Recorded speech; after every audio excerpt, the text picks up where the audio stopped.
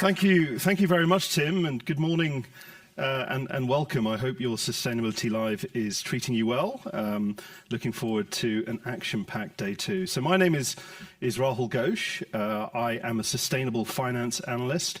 I'm a reformed financial analyst, right? So I used to be a financial analyst. And looking around the room yesterday, looking around this wonderful venue, it struck me there's not many people from finance here, right? And that sort of got me thinking, why is that the case?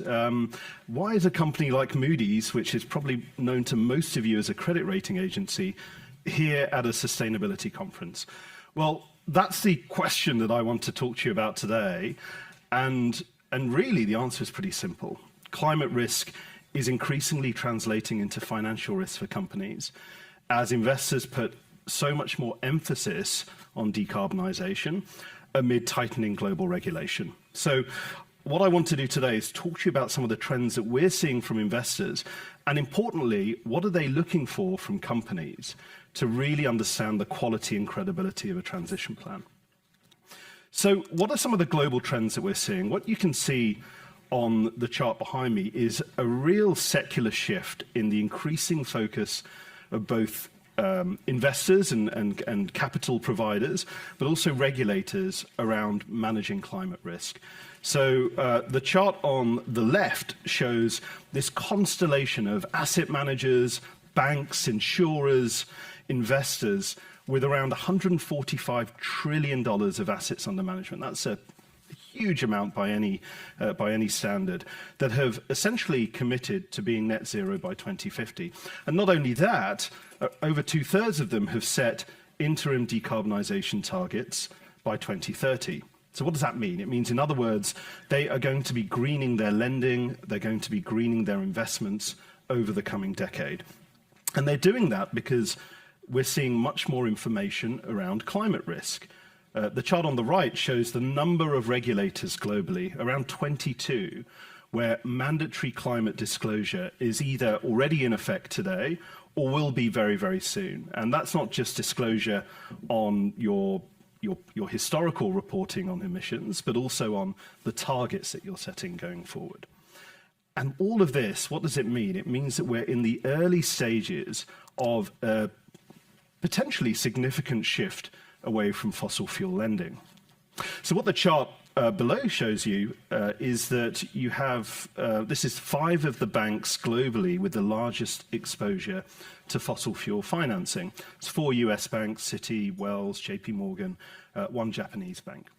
And it's a pretty interesting trend. What we can see here is since a peak in 2019, lending by these 5 banks to the fossil fuel sector has fallen by around 30%. It's still large, around 164 billion today, but clearly we're starting to see the flow of finance change. And this matters to corporates, right? For companies in high-profile sectors, carbon-intensive sectors, they face potential challenges in accessing capital, and even if they can access capital, the cost of that capital, the cost that they'll be paying for to borrow money may well increase. And at Moody's, we look at the entire global ecosystem of governments, banks, and companies.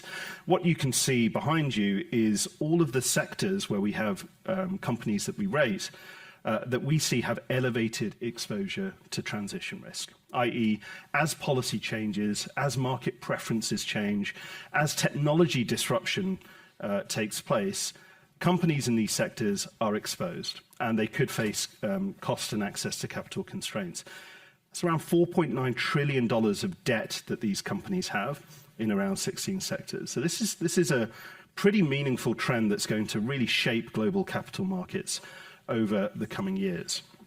But of course, a key point is that no company is the same. Even within these sectors, there is clearly a huge amount of diversity. And there's a lot that companies can do to mitigate these risks. They can put in place very transparent and credible transition plans. They can have effective governance and risk management. And that's what we're going to talk about in the second part of my presentation. So the good news is that we are seeing more companies set climate and decarbonisation targets. So what this chart shows you is the number, I think around 700 global, large listed companies globally. And we've essentially looked at how many have set targets and what warming scenario are those targets aligned with.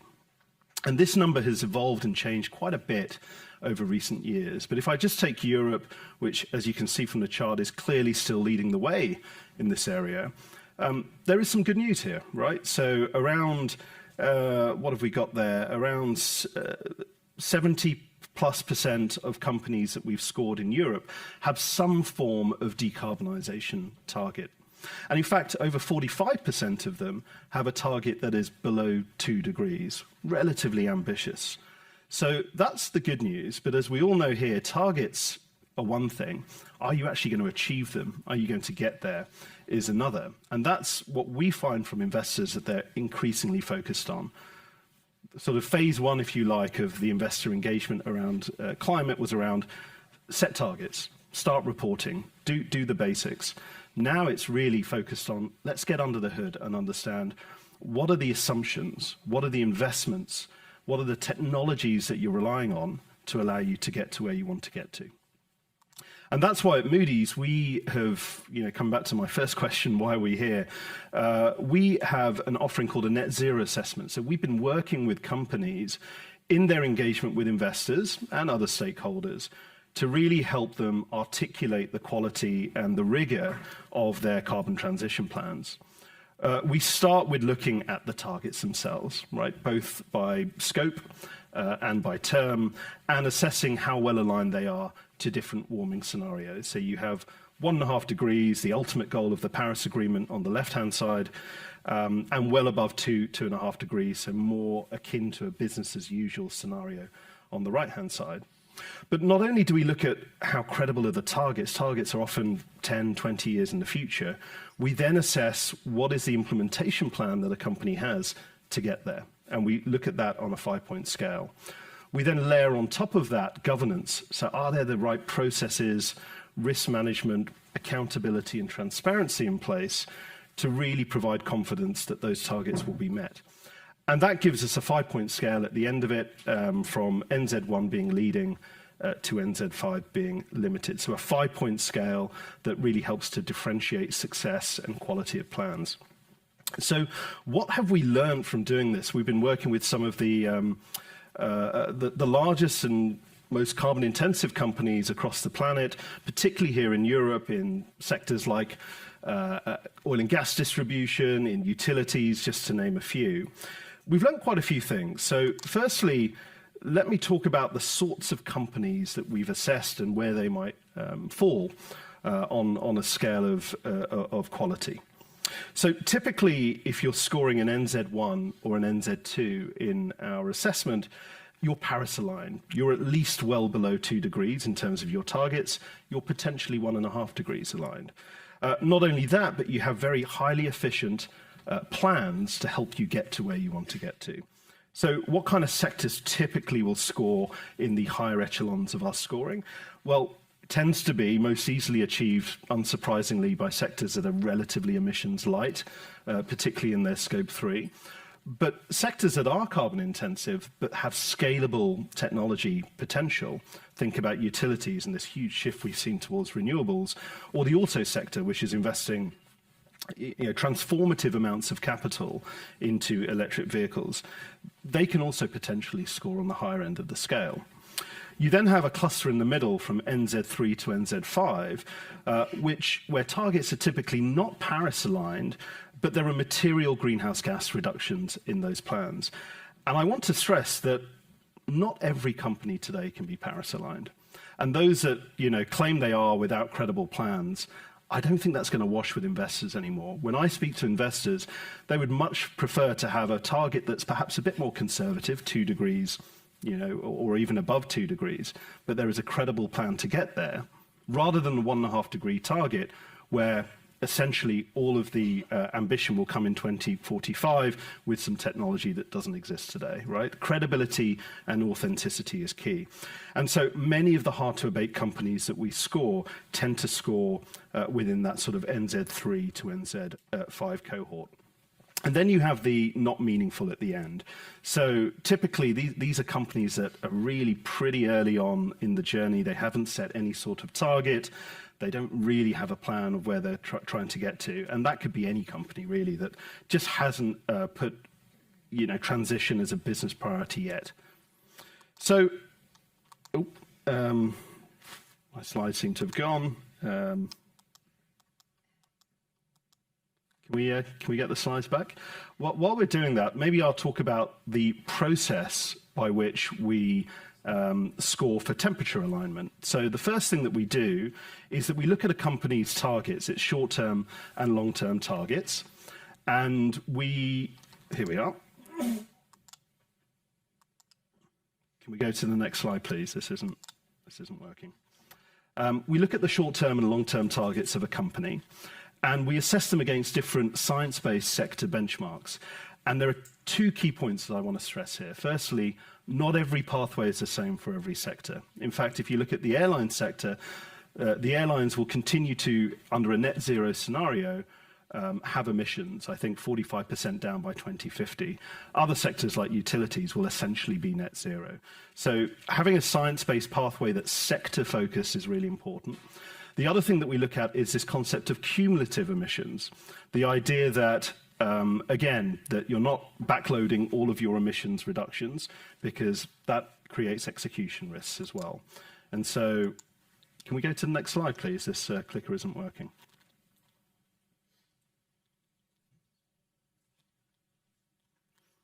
So as you can see from this example here, we've got a company, a European utility, and we've looked at their targets, the red dots, against a net zero assessment, which is the light green line, and what's called a STEP scenario, the dark blue line, which is essentially based on all current commitments from governments. And you can see in this example that actually their short-term targets are relatively conservative. From about 2030 onwards, you start to see material reductions. So that's the ambitions side of things. Let's now talk about implementation. What are some of the key characteristics that we see in a high-quality transition plan? So I've highlighted three areas that I want to focus on. The first is essentially good hygiene. It is, are your plans well understood and well articulated? So when I talk about well understood, when you have, as a company, a decarbonisation plan, we don't want to see this just be, talked about within the sustainability office of your department.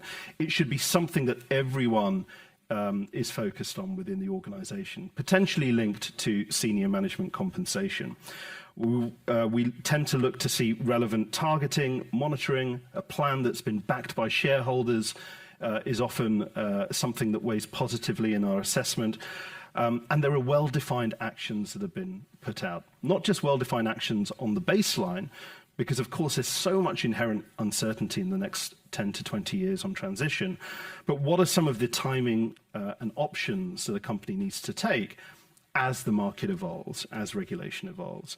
So that's really the sort of the hygiene factor, but why we look at it is because we understand that business cycles are volatile.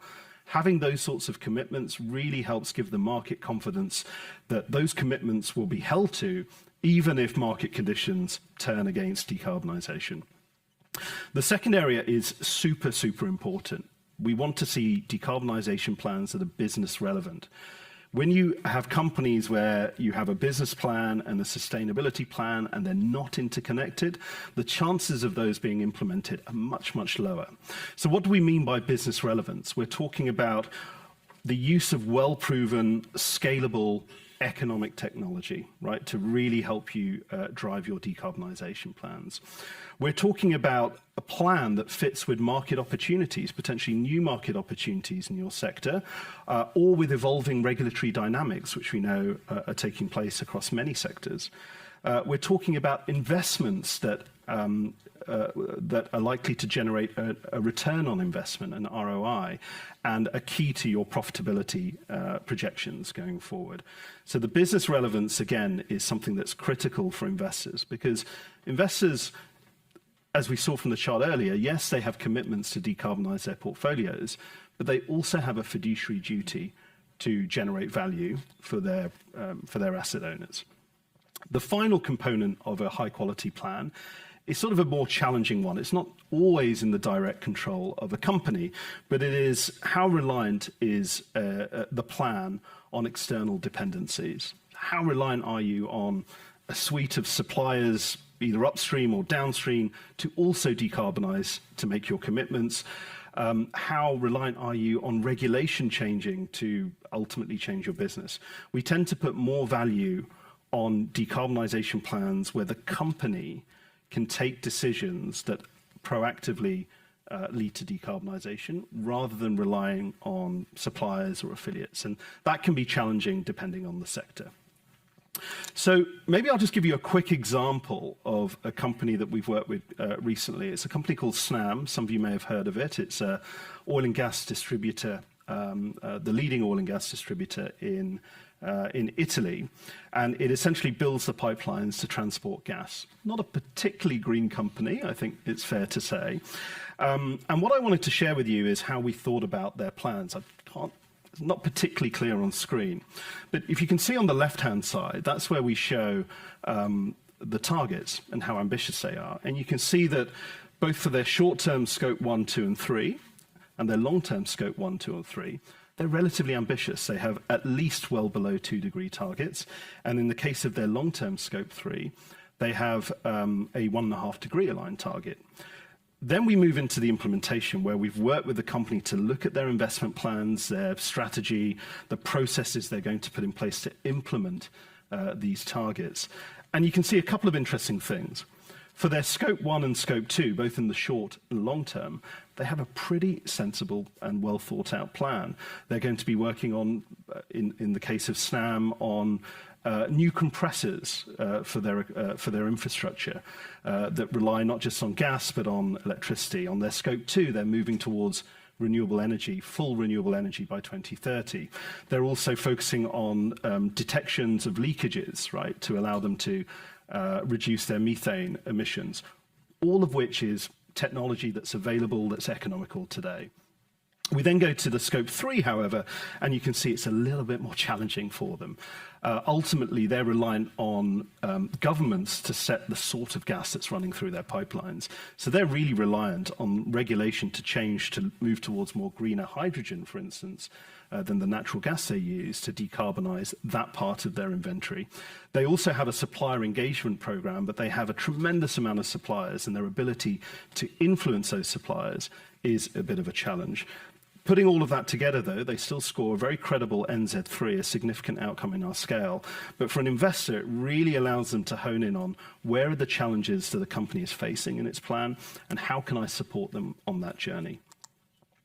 So maybe I'll just wrap up, and I'm very happy to take any questions, but I'd like to leave you with 3 key messages. So number 1, global finance is changing, right? We're seeing increasing market and policy focus on decarbonisation. And that means for companies, they need to be able to demonstrate transparent plans. And in our opinion, a credible transparent plan is not just about transparency, but it's about implementation. Do you have a clearly articulated strategy around the technology choices, the financial choices that you'll take to allow you to decarbonize credibly? And then finally, you're increasingly going to see companies like ourselves provide independent views, like a net zero assessment. And as I've hopefully shown you today, we're focused not just on the ambition of the targets, but really, do you have a plan to get there? With that, thank you very much, and I'm very happy to take some questions. That was great. That was really great. It's so good to hear about the global finance world and how that ties in. This is the real world, and with such clarity that even I understood it. So thank you very much indeed, and apologies for the slide glitch, but the whole presentation was totally illuminating. Look, we are so tight on time. We've got time for one razor-sharp, concise question with a ditto for the answer. Gentleman right at the back, just to make our microphone man run the fastest distance, which is always entertaining. When I said run, I didn't mean run. Sir, thank you. Very, very casual, thanks. I'm Alex Hyde. I work for Venari Partners. We're an executive search firm, and I lead our sustainability and energy transition business. The last few months, we've seen some of the big energy majors row back on their net zero commitments. Do you think that banks will follow. So HSBC and Barclays have set some ambitious targets to debank that sector and space, which could reduce investor pressure on exec boards to drive the change. How do you see that playing out, if at all? Thank you. It's a great question, and I will be brief. So, look, I think what this speaks to is that the decarbonisation pathway is not going to be linear, right? And we've seen over the last couple of years pretty favourable industry conditions for oil and gas companies. Many of those companies have been using this windfall that they've seen from higher energy prices to pay back debt, to pay back shareholders, to improve their balance sheets. The ones that are most forward-looking are continuing to invest in green solutions, whether that's carbon capture, whether that's hydrogen, whether that's decarbonising their operations. I think over time that story will remain, but obviously as market conditions fluctuate, it's not going to be a linear story. But just to give you one final example of why this matters for those companies, when we look at all of the credit ratings that we provide within Moody's globally, around 12,000 different ratings, around 13% last year, so just over 1 in 10, we cited carbon transition risk as a material driver in that rating action, i.e. because of that exposure, that company is seeing a lower credit rating and potentially then more challenging to find cost of capital. So these pressures are increasing. I think for global finance, the broader stage has been set. Whether there's some volatility in that, we'll see in the next couple of years. Rahul, thank you very, very much indeed. We've only just scratched the surface, but you have a stand upstairs, do you not? So later in the day, if you've got any further questions and want to get involved in a conversation with Moody's ratings, and I'm sure you and your team will be able to field all questions. Absolutely. Rahul, thanks a million. That's brilliant. What a way to start the day.